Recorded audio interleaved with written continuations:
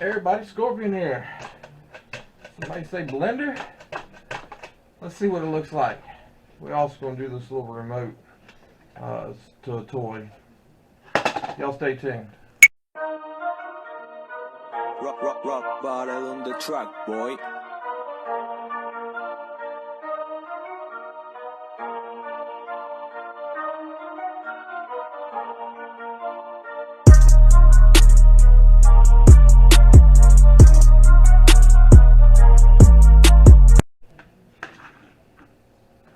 Alright, so let's start with a small, easy thing. 4 corners of screws is it. Take this out. Take this out. It doesn't get much easier than that, y'all. It's got one little IC chip on there. Yeah, it doesn't look like there's really anything for buttons.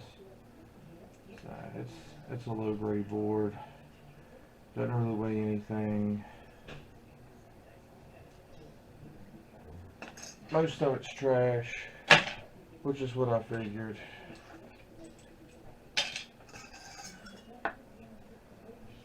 Clip these off just because, I mean, there's no need to leave those on there. Technically that's scrap, not, shred, not anything to do with the board. And I'll probably snatch the IC chip off of there and throw it with the other IC chips and throw that in a low grade. Some of these other remotes here, took apart a few remotes. It's not much in a remote, you're not really going to get much, but I mean all 3 of these had an IC chip, and then these, if you like to get the silver, you get the silver contacts inside all these little buttons here. So I mean, some people like them, some don't. It's all up to the person. So let's see what this blender has to offer.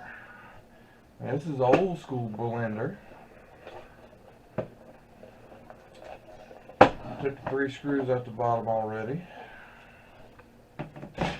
Look in there. Look at that motor. It's a pretty decent motor. I know our old ones used to have pretty good amount of torque to them. I don't know about the new ones.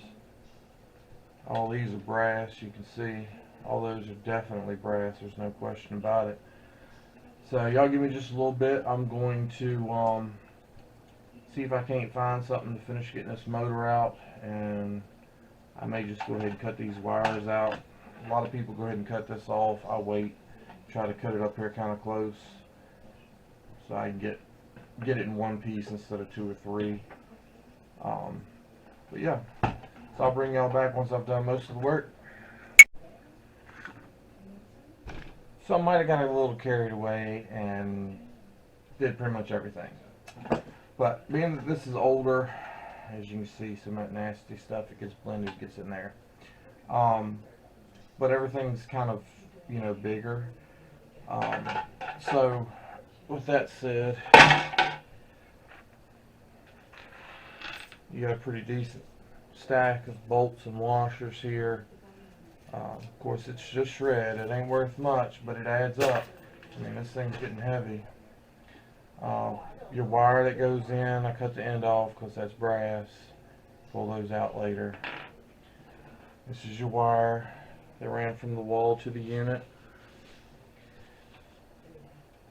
This is all the wire that was inside of it. Not really a lot, but nevertheless, it adds up. I've showed y'all some of the other bags. You got a fuse there if you want to cut it out. Not really interested in it. They do hold a little bit of silver in there, but it takes quite a bit. So we'll move this wire to the bag here. Drop that in the bag. This is the piece on top that big jug set on. I basically just broke that off of there. Grabbed a hold of it with the pliers, bent it a few times, it snapped off. I'm really not sure. Yep, that's steel. So it's shred. All your switches. Cut the wire off. I'm going to pull all these off.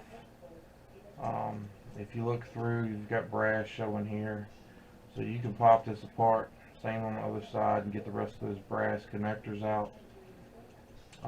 All these switches probably, to be honest with you, have silver on them.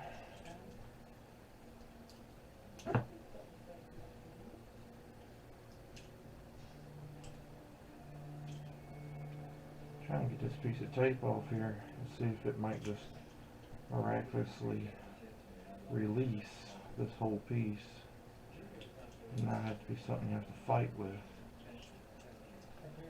Nope. Anyway, I tried. I probably have to pull all these pieces off, which are stuck on with nasty food and stuff, or cut them off. They're probably brass too, to be honest. So, and these connectors where the wire goes in, just grab them and wiggle, they'll pop right off of there. Good source of brass. Not a lot at once, but it does add up.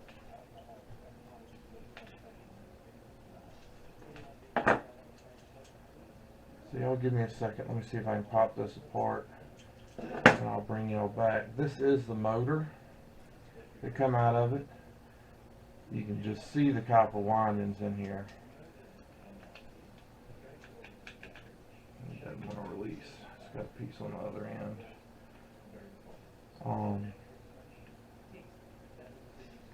Right here at the top, these two pieces, both of them had a wire going to them. That's your brushes. They sit on the centerpiece as it spins and converts that alternating current. So this runs. The brushes have silver in them.